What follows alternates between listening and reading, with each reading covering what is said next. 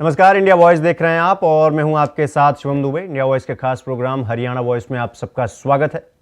रुक करेंगे खबरों की ओर। आपको बता दें कि हरियाणा विधानसभा में भ्रष्टाचार के मामले को लेकर जारी बहस के दौरान सीएम मनोहर लाल ने अचानक ही अपनी जेब से गीता निकाली और उस पर हाथ रखकर कसम खाई कि सरकारी नौकरियों में भ्रष्टाचार के मामलों को लेकर अगर कोई भी अधिकारी संलिप्त पाया गया तो उसे बख्शा नहीं जाएगा।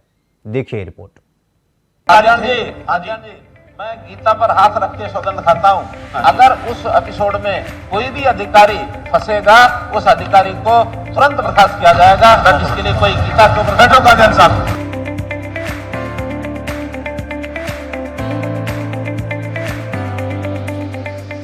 ये तस्वीरें सोमवार को हरियाणा विधानसभा के शीतकालीन सत्र के दौरान देखने को मिली, जिसे देख जहां सदन में विपक्ष खामोश हो गया तो वहीं प्रदेश की जनता भी चकित रह गई। दरअसल सत्र के दौरान जब विपक्ष ने सरकारी भर्तियों में भ्रष्टाचार के आरोप लगाए तो सीएम मनोहर लाल ने सख्त तेवर दिखाए।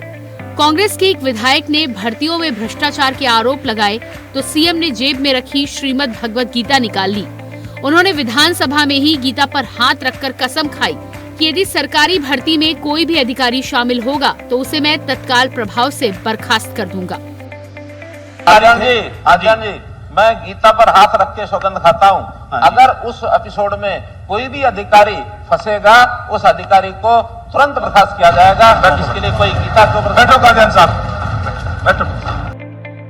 सीएम की इस प्रतिक्रिया पर विपक्षी नेता हक्के बक्के रह गए। दरअसल सीएम सदन में सरकारी भर्तियों को लेकर बोल रहे थे, जिस पर कांग्रेसी विधायक कादियान ने भ्रष्टाचार को लेकर सवाल खड़े किए। इसके बाद सीएम की ये प्रतिक्रिया आई, जिसके बाद कांग्रेस विधायक रघुवीर सिंह कादियान भी अपनी कुर्सी पर चुपचाप बैठ गए। इसकी प्रतिक्रिया ने विपक्षी विधायकों की जुबान ही बंद कर दी। सीएम ने सरकारी नौकरी भर्ती पर बोलते हुए कहा कि पिछली सरकार के 10 साल और हमारी सरकार के बीच की गई भर्ती का तुलनात्मक अध्ययन जरूरी है। हमारी सरकार के वक्त में 15,000 भर्ती हरियाणा पब्लिक सर्विस कमीशन के जरिए की जा रही हैं।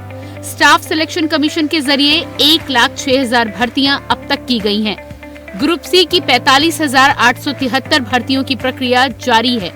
ग्रुप डी की लगभग 15,000 पोस्ट की जरूरत सरकार की तरफ से आयोग को दी जाएगी।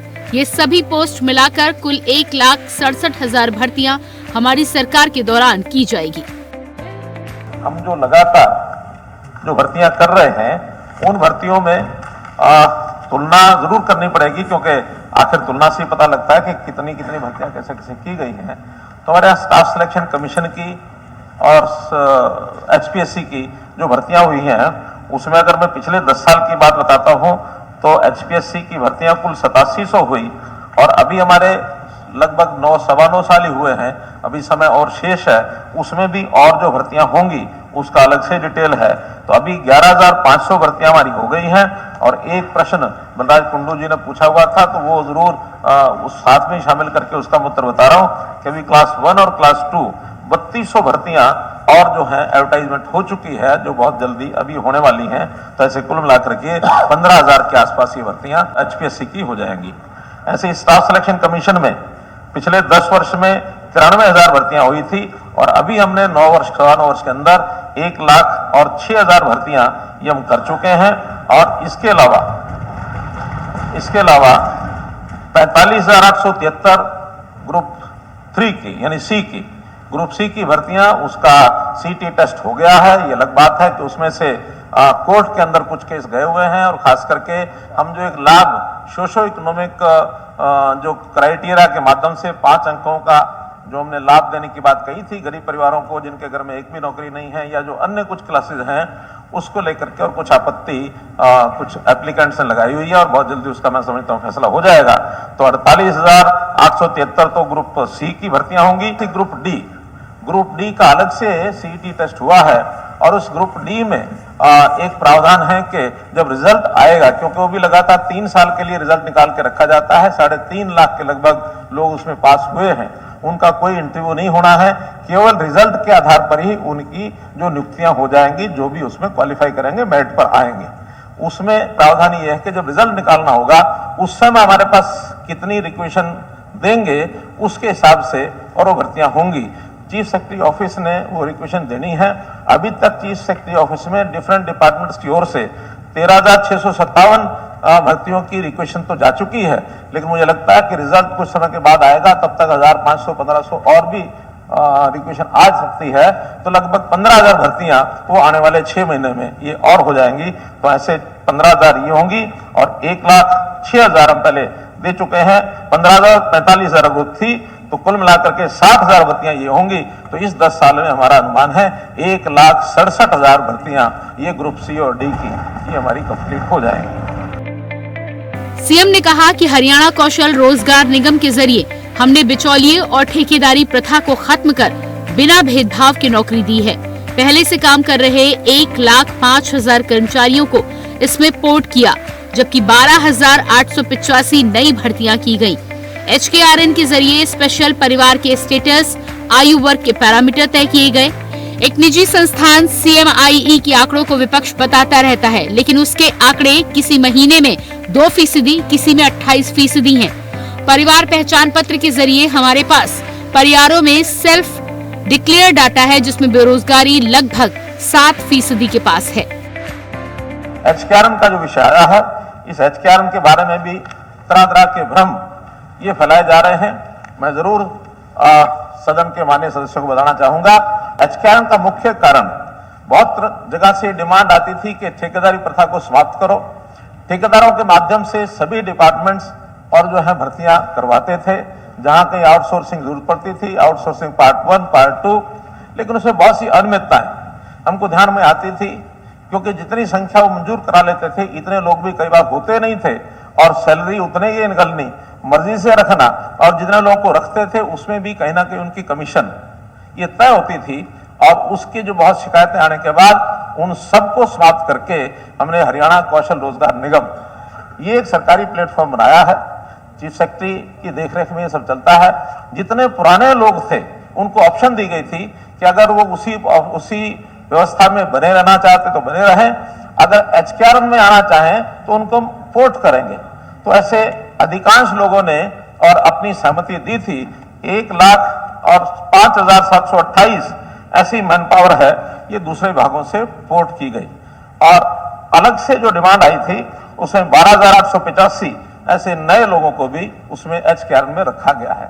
और जो नए लोग रखे जाते हैं उसके अंदर पारदर्शिता से बाकायदा सभी जो कैंडिडेट्स होते हैं उनको उनका पैरामीटर क्या है, मेनली परिवार की इनकम जिसकी कम होती है उसको इनकम ज्यादा देते हैं, ताकि गरीब लोगों को ये आउटसोर्सिंग की ये प्राइवेट नौकरी मिल सके। ऐसे ही उनकी शिक्षा, ये उसका दूसरा पैरामीटर होता था। स्पेशल स्टेटस परिवार का है, हमारी कोई बहन विडो है, विडो का बेटा है, कोई दिव्यांग है, तो इस नाते से एज का भी क्राइटेरिया उसमें रखा था कि अगर एज 28 वर्ष से और 34 वर्ष के बीच के अंदर है, 35 वर्ष के, वो एक आयु ऐसी होती है जिसमें तुरंत कुछ ना कुछ काम उसको मिलना चाहिए। इस एज वर्ग को वरीयता दी जाती थी। जिस ब्लॉक में नौकरी करनी है उसी ब्लॉक का व्यक्ति होता है तो उसको भी वरीयता दी जाती है, ताकि ग्रुप डी का व्यक्ति थोड़ी सैलरी में बहुत दूर अगर चला जाएगा तो उसको कठिनाई होगी। कुछ ऐसे उदाहरण आए हैं कि रहने वाला नजदीक यहाँ का है और उसको नौकरी शायद 150-200 किलोमीटर दूर उसको मिली है। कारण क्या है कि उस समय उसका जब ऑप्शन की बात आती है तब तो उसको लगता है कि क्योंकि नौकरी मिल रही है वो दूर की भी सिलेक्ट कर लेता है। बाद में जब ज्वाइन करता है फिर उसकी ओर से शिकायत आती है कि मुझे तो 200 किलोमीटर दूर भेज दिया गया। हालांकि स्टेशन की ऑप्शन भी उसी को दी जाती है कि ये नौकरी है, आप ज्वाइन करना चाहते हो तो जाकर ज्वाइन करिए। आगे से और हम इस दूरी के अंक ज्यादा रखना चाहते हैं ताकि जो निकट का व्यक्ति है उसको सिलेक्शन में अंक ज्यादा मिल जाए, दूर जाने वाले को ऑप्शन ही कम हो जाए, ताकि व्यक्ति को जैसे उसमें ऑप्शन मिले वो उसमें भर सकता है। CMIE एक संस्था है जिसकी आंकड़ों की पुस्तक वो बदलती रहती है। अलग बात है कि एक बार सितंबर में उन्होंने कहा कि हरियाणा में बेरोजगारी सिर्फ 2% है, बाद में बढ़ा करके उन्होंने 28%, 34% कर दी, 34 के बाद फिर 28 आ गई। मैंने देखा नहीं है, ऑथेंटिक जानकारी नहीं है, लेकिन मुझे किसी ने बताया है कि भी पिछले महीने नवंबर की उनकी जो आंकड़ा हरियाणा के बारे में आया है फिर से 8% आया है। हालांकि मेरा कोई भरोसा नहीं है CMIE की पुस्तिका पर, लेकिन मैं तो उन बंधुओं को बताना चाहता हूं कि जो उस संस्था के आंकड़ों के ऊपर खेलते हैं। हमारे पास एक एक व्यक्ति का बेरोजगारी का डाटा है, सेल्फ डिक्लेयर्ड डाटा, क्योंकि परिवार पहचान पत्र में हम सामने वाले को कहते हैं कि क्या काम करते हो, बेरोजगार होता तो लिखवाता है कि मैं बेरोजगार हूं। 18 साल से लेकर के और 58 साल तक की आयु के जो लोग अपने आप को बेरोजगार कहते हैं, उनका आंकड़ा हमारे पास 7% के आसपास चलता है। कभी आधा % ऊपर होता है, कभी आधा % कम होता है। सीएम ने प्रदेश के सदन में श्रीमद् भगवद गीता पर कसम खाकर विपक्ष को खामोश तो कर दिया है और साथ ही ये साफ कर दिया है कि अगर घोटाले में अधिकारी हुए तो अब उनकी खैर नहीं। Bureau report, India voice. Aryan ji, मैं गीता पर हाथ रख के सौगंध खाता हूँ, अगर उस एपिसोड में कोई भी अधिकारी फंसेगा, उस अधिकारी को तुरंत बर्खास्त किया जाएगा। इसके लिए कोई गीता को हरियाणा के भविष्य को संवारने के लिए प्रदेश के हर एक बच्चे तक शिक्षा की अलख जगाने के लिए हरियाणा सरकार ने 0 ड्रॉप आउट का लक्ष्य रखा है, जिसकी जानकारी सदन में देते हुए हरियाणा के मुख्यमंत्री मनोहर लाल ने बताया कि इस लक्ष्य को पूरा करने के लिए 6 से 18 साल की आयु के बच्चों को स्कूल शिक्षा विभाग के जरिए ट्रैक किया जाएगा और उन्हें स्कूलों में शिक्षा ग्रहण करवाई जाएगी। शिक्षा विभाग का एक स्लोगन है, पढ़ेगा इंडिया तभी तो बढ़ेगा इंडिया। इस स्लोगन के महत्व को हरियाणा के मुख्यमंत्री मनोहर लाल बखूबी जानते हैं, लिहाजा प्रदेश के हर एक बच्चे तक शिक्षा की अलख जगाने के लिए हरियाणा सरकार ने 0 ड्रॉप आउट का लक्ष्य रखा है, जिसकी जानकारी सदन में देते हुए हरियाणा के मुख्यमंत्री मनोहर लाल ने बताया कि इस लक्ष्य को पूरा करने के लिए 6 से 18 साल की आयु के बच्चों को स्कूल शिक्षा विभाग के जरिए ट्रैक किया जाएगा और उन्हें स्कूलों में शिक्षा ग्रहण करवाई जाएगी। हालांकि कुछ बच्चे गुरुकुल या मदरसों में भी जाते हैं, उनकी भी जानकारी ली जाएगी। तो हरियाणा की टोटल पॉपुलेशन आज 2 करोड़ 80 लाख हरियाणा की मेरी पॉपुलेशन है, 71 लाख परिवार हैं। एक एक व्यक्ति कौन क्या करता है, कोई कॉलम खाली उसके सामने नहीं बचेगा। हाउसवाइफ भी है तो उसका सामने लिखा है कि शी इज हाउसवाइफ। बच्चा है ऑर्फन है तो ऑर्फन के आगे भी लिखा है। और वहां तो कई आंकड़े ऐसे हैं कि स्कूल 15 साल के आयु के भी बच्चे, उनको भी दिखाया अनएम्प्लॉयड है। 18 साल के बच्चे को हम मानते हैं वो शिक्षा उसका दायित्व है, शिक्षा के अंतर्गत उसको, और हम जो है यानी नो या 0 क्या ड्रॉप आउट, ये हमारी पॉलिसी है कि हम आने वाले समय में लगभग आज 2 से 2.5 लाख बच्चे ऐसे हैं कुल मिलाकर 6 वर्ष से लेकर के और 18 वर्ष तक जो अभी स्कूलों में नहीं जाते हैं। ये अलग बात है कि कुछ अनरजिस्टर्ड संस्थाएं हैं, जैसे हमारे गुरुकुल्स हैं, इनकी रजिस्ट्रेशन अभी नहीं है, जैसे मदरसे हैं, इनकी रजिस्ट्रेशन नहीं है। तो कुछ वहां भी पढ़ते होंगे, कुछ हो सकता है कि न भी पढ़ते हो, घर में रहते हो, माता पिता ने न पढ़ाया हो। हम स्कूल एजुकेशन के माध्यम से ऐसे एक 6 साल से 18 साल तक के बच्चे का उसको ट्रैक कराएंगे और ट्रैक करा के कोशिश करेंगे कि सब बच्चे स्कूल में आ जाए। तो मेरा ये कहना कि ये जो बार बार ये विषय आता है, हाँ, इसमें सरकारी नौकरी एक सीमित है। सरकारी नौकरी कभी भी ऑन एवरेज 20,000 के आसपास रहती है। एक 2-3 साल की हो जाएंगी तो 50-60 हज़ार हो जाएंगी, अगर वो साथ चलेंगी तो 20,000 जाएंगी। हमारा टोटल जो स्ट्रक्चर है वो 4 लाख के आसपास ये हमारी टोटल एम्प्लॉइज की संख्या है। हाँ, एक चीज और इसमें जो एतराज की आती है कि सैंक्शन पोस्ट कितनी है। ये बात सही है कि सैंक्शन पोस्ट सब डिपार्टमेंट हायर साइड में जाके फाइल क्लियर करा लेते हैं। उनको भी पता है कि भर्ती होने में समय लगता है, उनको भी पता है कि फाइल एक बार चलती है तो बाद में दोबारा पता नहीं सैंक्शन होने में कितना समय लगेगा। एंटीसिपेशन करके और उनकी संख्या इन्फ्लेटेड बढ़ाई जाती है।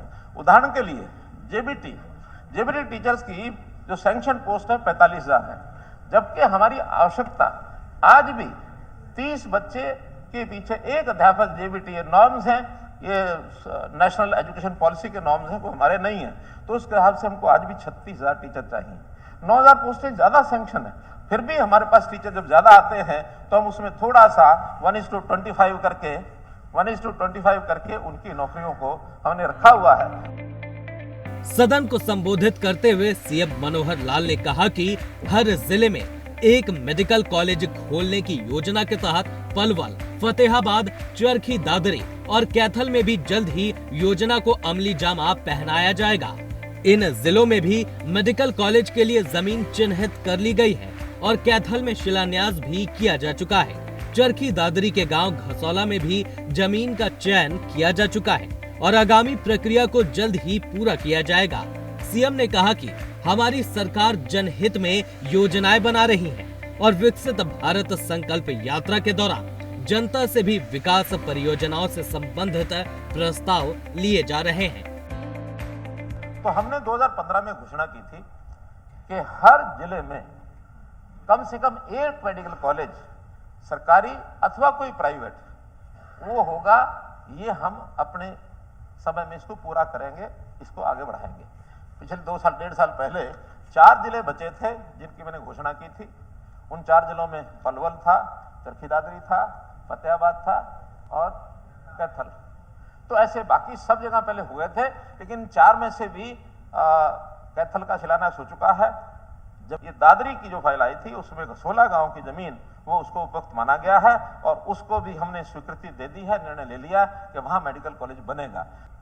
जिस तरीके से हम लोग काम कर रहे हैं, जनहित में सारी योजनाएं बना रहे हैं और जनहित में योजना बनाने में इसका आगे क्या फॉलो आउट होगा, भविष्य कैसा होगा, इसकी भी हम चिंता करते हैं। वर्तमान में किसी काम की कमी छोड़ते नहीं हैं।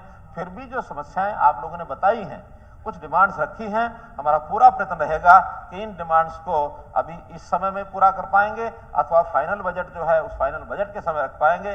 समाज के अंदर कोई भी काम को हम पीछे नहीं छोड़ेंगे।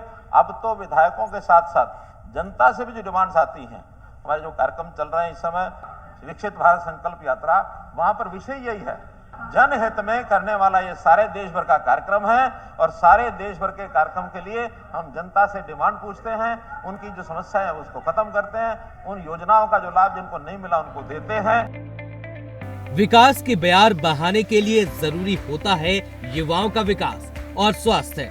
इस बात को हरियाणा के मुख्यमंत्री मनोहर लाल बखूबी जानते और समझते हैं। लिहाजा इसी कड़ी में बच्चों को शिक्षित करने के साथ ही स्वास्थ्य सेवाओं को भी दुरुस्त करने का तेजी से काम किया जा रहा है। Bureau report, India voice. Haryana voice में फिलहाल अभी के लिए बस इतना ही। देश दुनिया की तमाम खबरों को देखने के लिए देखते रहिए इंडिया वॉइस। नमस्कार।